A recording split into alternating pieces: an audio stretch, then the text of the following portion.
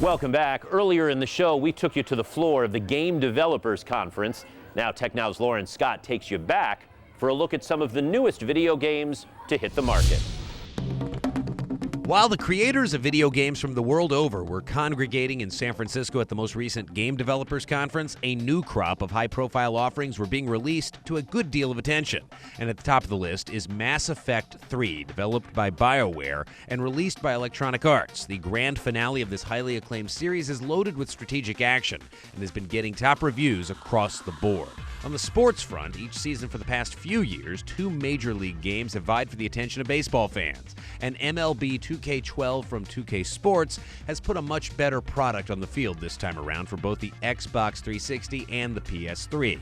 But for folks who play the PS3 exclusively, Sony's The Show is the proven vet. Fans of the FIFA series can get an entirely different take on soccer around the world as footwork and trick shots take center stage with FIFA Street. It's a revival from the last generation of consoles, and this time around, some added refinement brings considerably more entertainment value than the first iterations. And finally, the Resident Evil series has a strong foothold in gaming's horror genre, and Capcom's Resident Evil Operation Raccoon City, developed by Slant 6, brings zombies and biological warfare front and center.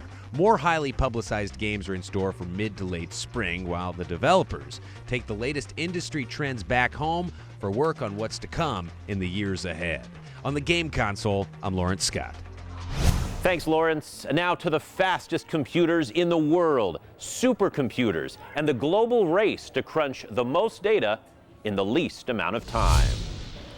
They're the fastest computers in the world, powering both the social networks we use every day now and at places like Lawrence Berkeley Labs, where they're developing the science of the future.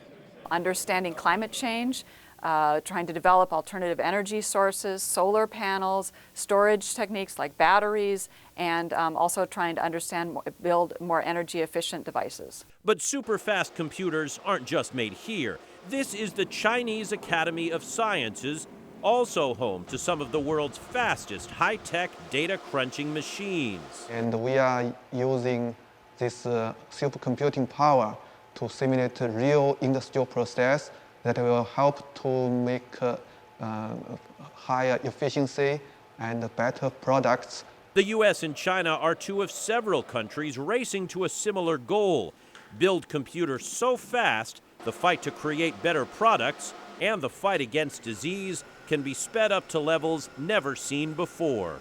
For some job, the laptop may take 10 years, but on our supercomputer, we need only 1 hour. But computers made in both China and the US share something else: graphics processors made by Silicon Valley-based NVIDIA. It's almost like the space race when we were trying to put a man on the moon. A race with so much at stake, each country has turned to local technology to help. GPUs play extremely well when any task has a lot of computations or a lot of data. That's a common thing in what the social media companies are doing and what the scientific computing world is doing. Continuing to build faster and faster computers is very important to fueling the kind of innovations that we've had throughout all different types of businesses. From fighting cancer to building your social network, these are the machines speeding up your life. We checked, and the fastest computer in the world is currently from Japan. It's about 96,000 times faster than your PC.